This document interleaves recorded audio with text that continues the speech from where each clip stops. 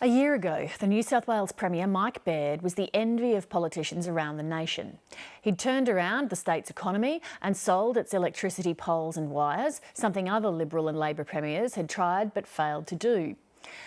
But more recently, things have changed dramatically for Mike Baird after a number of controversial decisions, including shutting down greyhound racing. Now, even his own ministers are speaking out about his problems, as Bridget Glanville reports.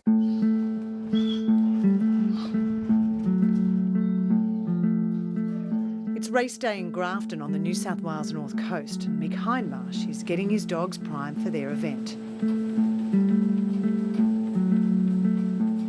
He's been breeding and training greyhounds for more than a decade, a sport he loves which provides his family's only income. We've invested all our life into this and, you know, this is going to be my life until I retire. What do you think you're going to do next year? I've just got no idea. Go on the dog queue, I suppose. He blames his plight on New South Wales Premier Mike Baird, who's made it his personal mission to ban greyhound racing. The only humane response is to close that industry down. I'll be broke. That's what it comes down to. I'll have no income. And, you know, how am I going to pay my farm off? We have to sell? Yep. Yeah, I'll have to, but I won't get what I paid for it and what I've spent. You know, we've spent probably $750,000 or more on this place.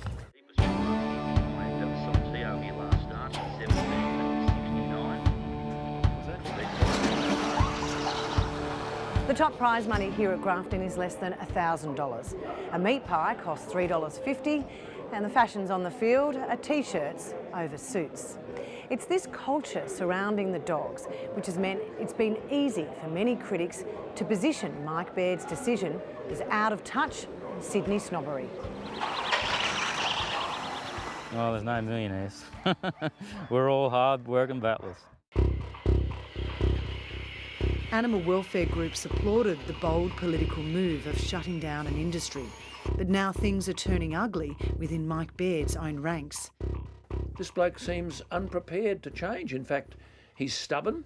You've got now half the ministry, half of them opposed to the greyhound ban. I mean, they're talking to anybody, they're talking to me. Anyone who listens, they'll talk to. This is political bullying, and Michael Baird is becoming one of the biggest bullies we've ever put into Macquarie Street. He'll do it no matter what. No consultation with anybody. That's the guts of it. The whole thing was a disgrace. Powerful Sydney broadcaster Alan Jones has been scathing of Mike Baird's leadership style.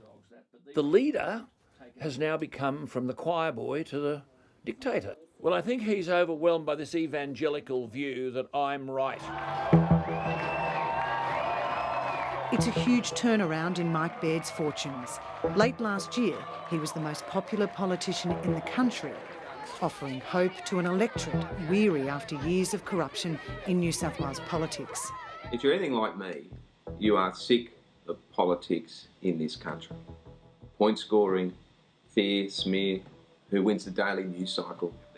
He was a master of using social media to manage his message. And I've got to tell you, that was unbelievable.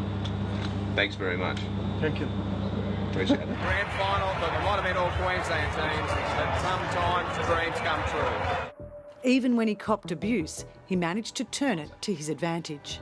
Mike Baird, I knew you were in Newcastle yesterday because I could smell the stench of sulphur coming from your pitchfork from over 10 miles away.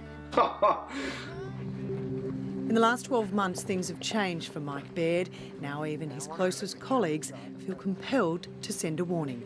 Well, there's been a string of 3 policies which give the impression that we are not listening, that we are authoritarian, that we are not consultative. There are also claims he micromanages and is too reliant on social media. I would say to Cabinet, you do need to listen to the backbench. The backbench is on the ground and Cabinet is stuck in Sydney more often than not. He's like concrete. It's very fluid once the thing is being created, but once it is set irredeemably, and that's the way it is.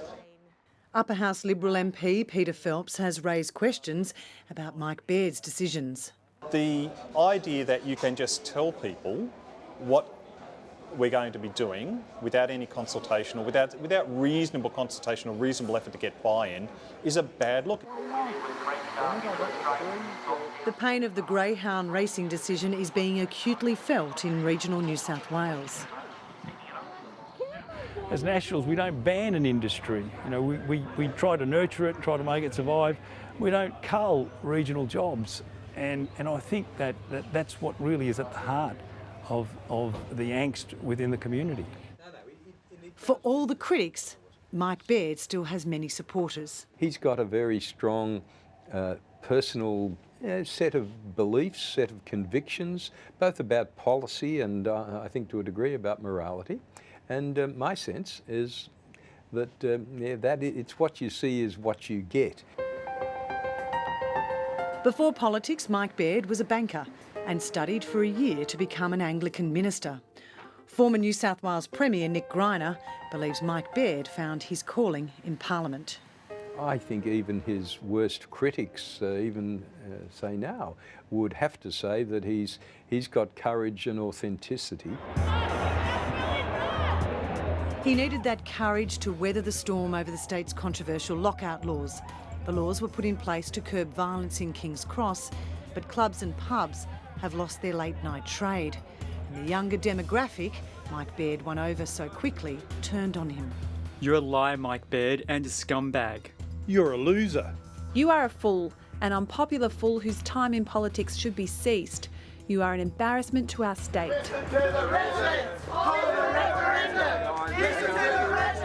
It didn't stop there. Forced amalgamations of local councils stirred up even more anger from voters. They gave a commitment in writing. There will be no forced amalgamations. The polls tell the story of Mike Baird's plunge in popularity. Last week's news poll showed his satisfaction rating went from 60% to 39% in the last 9 months. That's the largest drop for any premier in the history of news poll. In the straight, the leaders know they can't gather. There is now a growing push from the New South Wales Nationals to have the greyhound legislation reversed. The government should not be criticised for a bad decision. What it should do is reverse the decision and let these people get on with their lives. Even Mike Baird's supporters have questioned his greyhound decision. It seems like a big reach, there's no doubt about that. If Mike Baird refuses to back down, his own political future is in doubt. They've kicked the bush, you know, and we're the loyal voters, you know. Yeah, they've lost me as a voter. Bridget Glanville with that report, and we approached Mike Baird for an interview for that story, but he declined.